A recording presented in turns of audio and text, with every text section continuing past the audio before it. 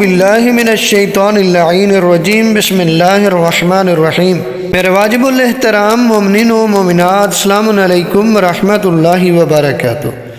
مومنین کرام، نبی اعظم صلی اللہ علیہ وآلہ وسلم کا بتایا ہوا ایک بہت ہی آسان، مؤثر ترین اور مجرب وظیفہ آپ تک پہنچانے کی سعادت حاصل کر رہے ہیں، جو کہ قرآنی وظیفہ ہے، جس کی برکت سے دنیا کی ہر حاجت آپ کی پوری ہوگی، یہاں تک کہ عزت ہو، دولت ہو، شہرت ہو، نیک نامی ہو، خوشبختی ہو، اولاد ہو، رزق ہو، ہر چیز میں اضافہ کے لیے یہ عمل آپ کریں، پروردگار آپ کو رزق سے مالا مال کر دے گا، عزت دولت شہرت میں اضافہ کرے گا، نیک نامی میں اضافہ کرے گا، خوشبختی میں اضافہ کرے گا۔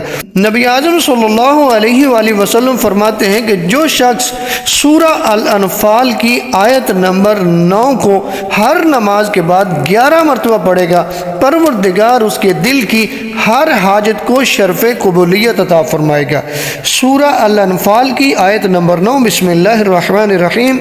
اذ تغیثون ربکم فاستجاب لکم انی ممدکم بألف من الملائکۃ مردفین۔ یہ آیت جو ہے ہر نماز کے بعد 11 مرتبہ پڑھا کریں، پروردگار آپ کی ہر دعا کو قبول فرمائے گا۔ اب آ جائیں ماہ رجب المرجب کے اعمال مشترکہ میں سے ایک عمل آپ تک پہنچانے کی سعادت حاصل کرتے ہیں۔ روایت میں ملتا ہے کہ جو شخص رجب کے مہینے میں صبح و شام 70 مرتبہ پڑھتا ہے استغفر اللہ و اتوب الیہ، اور پھر اپنے ہاتھوں کو بلند کر کے پڑھے گا اللہم اغفر لی وتب علیہ، تو اگر وہ اس مہینے میں مر جائے تو پروردگار اس ماہ کی برکت سے اس پر راضی ہوگا اور آتش جہنم اسے چھوئے گی بھی نہیں، یعنی آتش جہنم سے وہ بچ جائے گا۔ ماہ رجب کی 5ویں شب کے اعمال آپ تک پہنچانے کی سعادت حاصل کرتے ہیں۔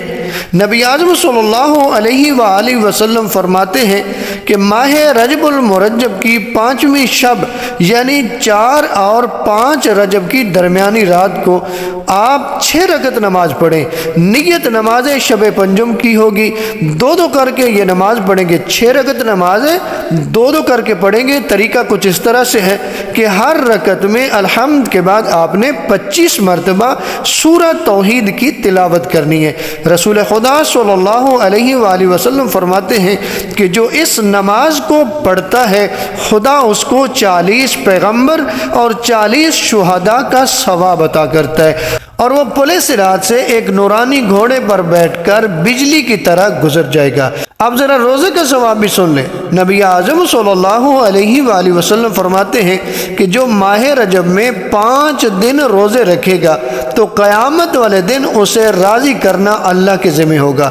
اب دیکھیں، ساری دنیا اللہ کو راضی کر رہی ہوگی، اللہ اسے راضی کرے گا، اور قیامت والے دن جب وہ اٹھے گا تو اس کا چہرہ 14ویں رات کے چاند کی طرح چمک رہا ہوگا۔ اس کے لیے ریت کے ذرات کے برابر نیکیاں لکھی جائیں گی، اور بغیر حساب جنت میں داخل کر دیا جائے گا، اور اسے کہا جائے گا کہ تو جو چاہتا ہے خدا سے مانگ لے۔ تو ماہ رجب المرجب بڑا عظیم اور بابرکت مہینہ ہے۔ عبادات کے ذریعے پروردگار کو راضی کریں، پروردگار آپ پہ انعامات کی بارش کر دے گا۔ اگر آپ بے رزق ہیں تو رزق حلال وسیع دے گا، اگر مشکلات میں گھرے ہیں تو پروردگار آپ کی مشکلات کو دور کر دے گا۔